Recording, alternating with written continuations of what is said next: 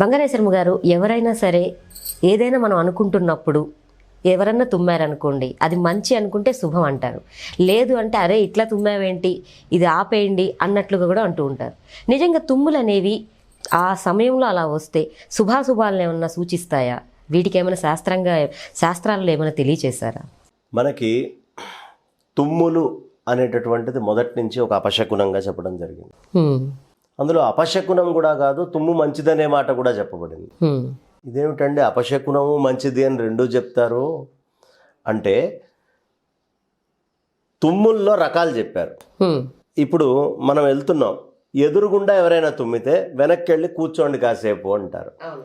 వెనకాల ఎవరైనా తుమ్మితే వెనక తుమ్ము మంచిది, మీరు వెళ్ళిపోండి అంటారు. ఎవరి తుమ్ము వాళ్ళకి మంచిది అని చెప్తారు. ఒక్క క్షణం వాళ్ళు చెప్పింది మనం విశ్లేషణ చేసుకుందాం. మన పెద్దవాళ్ళు చెప్పారు కదా. ఇప్పుడు ఈ కరోనా కాలం వచ్చింది. కరోనా వచ్చిన తర్వాత జలుబు వచ్చినా, తుమ్మినా, ఏదైనా అయినా, దగ్గినా పక్కన భయపడుతున్నారా లేదా? భయంకరంగా భయపడుతున్నారు, చాలా భయపడుతున్నారు కదా తుమ్మంగానే. ఇప్పుడు ఏనాటి ఋషి, ఎప్పటి ఋషి మనకి చెప్పినవాడు? కొన్ని వేల సంవత్సరాల క్రితం నుంచి వస్తున్నటువంటి ధర్మశాస్త్రాలు ఇవి. ఎదురుగుండా తుమ్ము మంచిది కాదు అన్నాడు. అంటే ఒకడు ఎవడైనా తుమ్మాడు, ఆ తుమ్మినప్పుడు ఆ బ్యాక్టీరియా ఎక్కడ స్ప్రెడ్ అవుతుంది? ముందర తుమ్ముతున్నాడు కాబట్టి వెనక్కి వెళ్ళి కూర్చో అన్నారు. వీడు పని మీద వెళ్తున్నాడు, అదేదైనా అంటుకొని వీడికి రోగం వస్తే, రోగం అంటుకోవడానికి అంటుకున్నా తుమ్ము వచ్చినా ఏమొచ్చినా సరిపోతుందని మనకి ఇవాళ తెలుస్తోందిగా.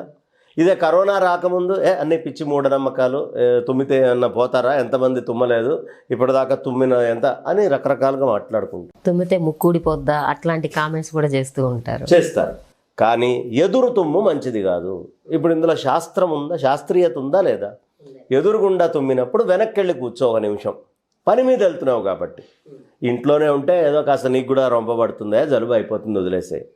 అంటే తుమ్మడం వల్ల స్ప్రెడ్ అవుతుంది అనే విషయం మనకు తెలుసు కాబట్టి ఎదురు తుమ్ము మంచిది కాదు. ఇక వెనక తుమ్ము, వెనక ఎవడైనా తుమ్మాడు అనుకోండి, అది చాలా మంచిది, తొందరగా వెళ్ళిపో. అంటే నీ వెనక రా తుమ్మింది, నువ్వు ముందర వెళ్ళిపోతున్నావు కాబట్టి వెళ్ళిపో. ఆ జోరులో నువ్వు లేవు, ఆ తుమ్మిన బ్యాక్టీరియా ఏరియాల్లో నువ్వు లేవు కాబట్టి నీకు అక్కడి నుంచి వైరల్ ఇన్ఫెక్షన్లో, బ్యాక్టీరియల్ ఇన్ఫెక్షన్లో ఇంకేవో వచ్చే అవకాశం లేదు కాబట్టి ముందర నడుచుకుంటూ వెళ్ళిపో. ఇందులో శాస్త్రీయత ఉందా లేదా? ఇది చాదస్తంలాగా ఉందా, నిజంగా ఉందా? నిజమే కదా. ఎవడి తుమ్ము వాడికి మంచిది. వాడు అక్కడ తుమ్మాడు, అక్కడే నిల్చుంటే కాబట్టి నీ పని మీద నువ్వు వెళ్ళిపో. ఎవడి తుమ్ము వాడికి మంచిది. ఇది ధర్మశాస్త్రంలో తుమ్ముల గురించి మనకు చెప్పేది. అయితే తుమ్ము ఎప్పుడైనా ఎవరైనా తుమ్మితే వెంటనే చిరంజీవ అనాలమ్మ. ఇది ఒక నియమమా? నువ్వు చాలా కాలం జీవించి ఉండాలి అని మనస్ఫూర్తిగా. ఇవాళ రేపు వాళ్ళందరూ ఎక్స్క్యూజ్ మీ అంటున్నారు. తుమ్మినవాడు ఎక్స్క్యూజ్ మీ అంటాడు. కానీ ఆ తుమ్మినవాడు చిరంజీవ అని మనం అనాలట. ఎందుకు అనాలి అంటే, ఒక్క క్షణము తుమ్మినప్పుడు హార్ట్ యొక్క ఆ ప్రతిస్పందన మారిపోతుంది. బీట్ మొత్తం స్తంభించి తుమ్ముతాం. శరీరం మొత్తం కూడా ఒకసారి స్తంభిస్తుంది. ఈ స్తంభించి తుమ్ముతాం అనమాట. అందుకని గుండె ఆగిపోయే అవకాశం ఉంటుంది. తుమ్ము వచ్చినప్పుడు తుమ్ము ఆగిపోతే ఒక్క నిమిషం చాలా నరకంలాగా అనిపిస్తుంది. ఏం తెలియకుండా తుమ్ము ఆగకూడదు. తుమ్ముని ఎప్పుడూ ఇచ్చేయాలి. తుమ్ముని ఎప్పుడు ఆపుకొని ఎవరు తుమ్మకూడదు. తుమ్ముని మింగేసే ప్రయత్నం కూడా చేయకూడదు.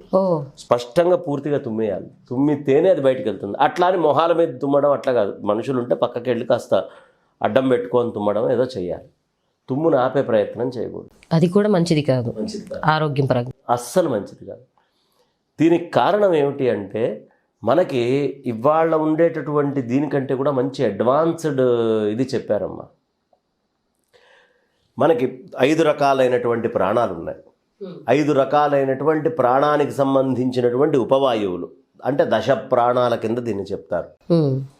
ఇందులో మొదటిది ప్రాణ, అపాన, వ్యాన, ఉదాన, సమానాలనే 5. కూర్మ, కృకుర, దేవదత్త, ధనంజయ,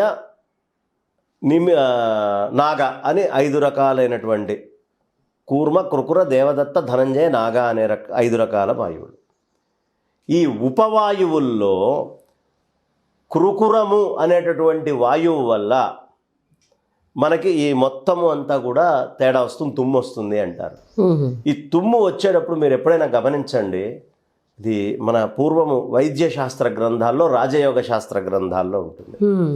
గాలి ఎక్కడి నుంచి వాడు ఒడిసి పడుతున్నాడు సమతౌల్యం కావడానికి తుమ్ము వచ్చినప్పుడు అంటే ముక్కులోంచే కదండి తుమ్మేది అంట. మనకు తెలిసిందంతే, హాచన్ నోటితోటి ముక్కుతోటే వాడతాం తుమ్ముకి అని తెలుసు. కానీ ఈ రెండు తుమ్మేటప్పుడు ఎప్పుడైనా మీరు గమనించండి, ఈ రెండు కళ్ళని అని వాడు ఎగబీలుస్తూ ఉంటాడు. ఆ కృకురము అనేటటువంటి వాయువు ఇక్కడ ఈ కంటి దగ్గర ఉండి తుమ్ముకి కారణమవుతుంది. ఎవరు నార్మల్గా కంటిని ఇట్లా పెట్టకుండా హచ్చి అని తుమ్మి ఉండలేరు, కళ్ళు మూస్తారు. కంటిని లోపలికి ఎగబీలుస్తూ ఉంటారు గాలిని కంటితోటి. ఈసారి తుమ్మేటప్పుడు ఎవరినైనా మీరు గమనించండి, ఇది ఇప్పటిదాకా మెడికల్ టెక్నాలజీలో చెప్పిన మాట కాదు ఎక్కడ. కాబట్టి నీ తుమ్ముకి, నీ కంటి దగ్గర గాలికి, నీ గుండెకి సంబంధం ఉంది. గుండెకి సంబంధం ఉందని సైన్స్ చెప్పింది. కానీ ఈ ఇంటరాక్షన్ ఎక్కడి నుంచి అని తుమ్ముతాం మనం. అందుకనే ఆనందయ్య మందు కంట్లో నుంచి వేస్తే వాళ్ళకి రెస్పిరేషన్ ఇది పెరిగిందండి, ఆక్సిజన్ లెవెల్స్ పెరిగినాయి అంటున్నారు. కంటికి దీనికి ఏంటి సంబంధం, పిచ్చా వేర్రా అని చాలామంది అన్నారు. కానీ ఈ తుమ్మినప్పుడు ఆ కంటిని మనం ఎలా తీసుకుంటున్నాం అనే విషయం కనుక మనకు అర్థమైతే, ఈ విషయం ఆనందయ్య గారు కూడా చెప్పలా ఎందుకు కంట్లో వేస్తే తుమ్ములని. దానికి కారణం ఈ కృకురం అనేటటువంటి వాయువు. దాన్ని ఇట్లా అని లోపలికి అట్లా ఎగబీలుస్తూ వెళ్తూ ఉన్నప్పుడు ఈ గుండెని దాన్ని సమన్వయం చేసేటటువంటి లక్షణం ఈ వాయువుకు ఉంటుందట. ఈ కృకురం అనే వాయువు ప్రాణంతో పాటు ఇంటర్లింక్ అయి ఉంటుంది. ప్రాణానికి సబ్సెక్ట్ ఈ కృకురం. కాబట్టి ఈ కృకురము అనేటటువంటి వాయువుని ఎలా మనం అనుసంధానం చేయాలి. అందుకని తుమ్మినప్పుడు ఎవడైనా చిరంజీవ నాయన నువ్వు కాస్త చాలా కాలం జీవించి ఉండాలి, హార్ట్ ఫెయిల్యూర్ అయ్యే ఛాన్స్ ఉంటుంది. తుమ్ము గనక మనకి బయటికి రాకుండా బిగుసుకుపోతే సడన్ గా పట్టేసినట్లు లోపల ఉండే చెడును మొత్తాన్ని తుమ్ము రూపంలో బయటికి నెడుతున్నాం. ఆ చెడు రాకుండా బిగుసుకుంటే అయిపోయినట్టే. అందుకని తుమ్మేది మనస్ఫూర్తిగా తుమ్మేయాలి. కాబట్టి తుమ్ము అపశకునమా అంటే అపశకునమే. తుమ్ము వచ్చింది వాడికి, ఒకవేళ సరిగ్గా రాకపోతే ఏదో. తుమ్ము మంచిదా, మంచిదే. వెనకాల ఎవరైనా తుమ్మినప్పుడు మనం తప్పించుకొని పారిపోవచ్చు అనేటటువంటిది మంచిదే. వెనక తుమ్ము మంచిదే. ఇలా మనకి పెద్దవాళ్ళు చెప్పినటువంటి ప్రతి దాని యందు ఒక అనుభవపూర్వకమైనటువంటి, ఒక వైద్యపూర్వకమైనటువంటి జ్ఞానం ఉంది. వెంటనే నేను ఇది చెప్పంగానే ఇక హేతువాదులు మొదలు పెడతారు దీన్ని ఖండించడానికి. వాళ్ళకేం తెలుసు, దీన్ని ఖండించాలి అంటే నేను వాళ్ళకి ఏం చెప్తాను, ముందు మీరు వెళ్ళండి, ప్రాణము అపానము వ్యానము ఉదానము సమానం అంటే ఆయుర్వేదంలో ఏం చెప్పారు, రాజయోగ శాస్త్రంలో కూర్మ కృకుర దేవదత్త ధనంజయ నాగాది వాయువుల గురించి ఏం చెప్పారు. ఆవలింతలు రావడానికి అది గాలికి సంబంధించిందేగా, వాయువే కదా, బయటికి వెలిగక్కుతున్నాం కదా, దానికి ఒక వాయువు కారణం. తేనుపులు వస్తున్నాయి మనకి, ఈ తేనుపు రావడానికి ఒక వాయువు కారణం. ఎక్కిళ్ళు వస్తున్నాయి, దానికి ఒక వాయువు కారణం. మనిషి చనిపోయిన తర్వాత కూడా గోళ్ళు వెంట్రుకలు పెరుగుతున్నాయి, దానికి ఒక వాయువు కారణం. అంటే ఇవన్నీ కూడా ఇంకా సైన్స్లో చెప్పబడలా. దేనికి దాన్ని తీసి ఇట్లా సెగ్రిగేట్ రాజయోగంలో ఇవన్నీ చేశారమ్మ. కాబట్టి మన పూర్వీకులైనటువంటి ఋషులు చాలా నిశితమైనటువంటి బుద్ధి కలిగిన వాళ్ళు. తుమ్ము అనేటటువంటి దాన్ని కూడా వాళ్ళు వెనకాల చాలా చూసే చెప్పారు. అందుకనే యావత్ ప్రపంచంలో సనాతన ధర్మ ఆచారాలని మించినటువంటి ఆచారాలు లేవు అని కరోనా వచ్చిన కాలంలో మనకు స్పష్టంగా అర్థమైంది. అదమ్మా.